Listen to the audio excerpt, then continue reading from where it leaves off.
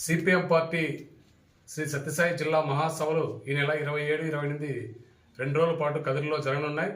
ఈ మహాసభల్ని జయప్రదం చేయాలని చెప్పేసి కదిరి ప్రజల్ని మేము విజ్ఞప్తి చేస్తూ ఉన్నాం.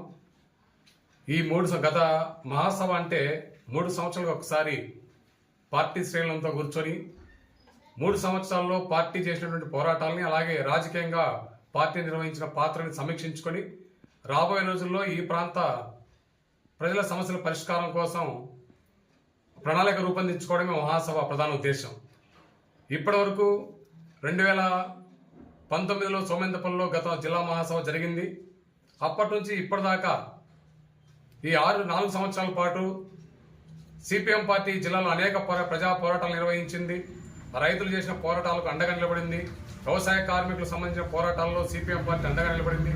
అలాగే కార్మికులకు సంబంధించి కూడా అనేక పోరాటాల్లో, ఉద్యమాల్లో సిపిఎం పార్టీ వారితో పాటు చేయి కలిపి, భుజం కలిపి వారికి అండగా నిలబడింది. ఈ రకంగా ఇప్పటికే ఈ జిల్లాలో అనేక సమస్యల మీద మేము పోరాటాలు నిర్వహించాం.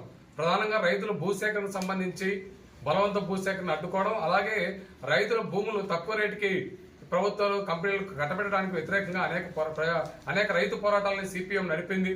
అలాగే ఈ ప్రాంతంలో సామాజిక సమస్యల మీద కూడా దళితులకు సంబంధించి అనేక గ్రామాల్లో శ్మశాన వాటికలు, అలాగే వాటికి సంబంధించినటువంటి సామాజిక సమస్యల మీద అనేక పోరాటాలు నిర్వహించి అధికారుల దృష్టికి తీసుకెళ్లింది. అలాగే ఈ జిల్లాలో అనేక ప్రాంతాల్లో మహిళలపైన జరిగిన దాడులకు వ్యతిరేకంగా కూడా సిపిఎం పార్టీ మహిళలకు రక్షణ కల్పించాలని చెప్పి పోరాడింది.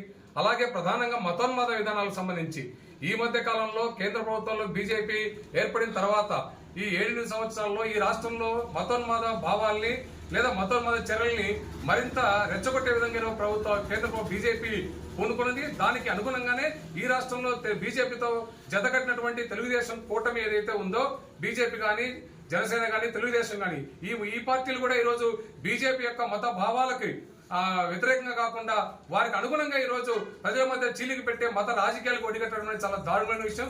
ఈ జిల్లాలో ప్రధానంగా మైనార్టీ రంగం ఎక్కువగా ఉన్న ప్రాంతం ఈ జిల్లాలో. ఇట్లాంటి ఈ మైనార్టీ వర్గాలు ఉన్న ప్రాంతాలని టార్గెట్ గా చేసుకుని ఈరోజు మత విద్వేషాలు రెచ్చగొట్టే చేసిన బీజేపీ యొక్క కుట్రలకు వ్యతిరేకంగా సిపిఎం నికరంగా పోరాడింది.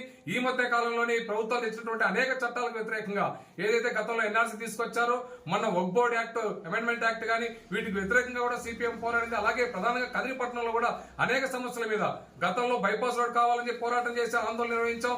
అలాగే మంచినీటి సమస్య పరిష్కారం కోసం, అలాగే బీడీ కార్మికుల సమస్యల పరిష్కారం కోసం ఈ ప్రాంతంలో కూడా అనేక ప్రజా ఉద్యమాల్లో సిపిఎం పార్టీ తన వంతు పాత్ర నిర్వహించింది. అలాగే రాబోయే రోజుల్లో కూడా భవిష్యత్తులో ఈ జిల్లాలో రాబోయే 3 సంవత్సరాల పాటు ఈ జిల్లా యొక్క ప్రజల సమస్యల మీద పోరాటం చేయడానికి, అలాగే బీజేపీ మతోన్మాద చర్యలను ఎదుర్కోవడానికి సిపిఎం ఈ మహాసభ సన్నద్ధం కాబోతా ఉంది, వేదిక కాబోతా ఉంది. అందుకనే ఈ నెల 27, 28 సిపిఎం పార్టీ జిల్లా మహాసభలని కదిరిలో జరుపుతున్నాము.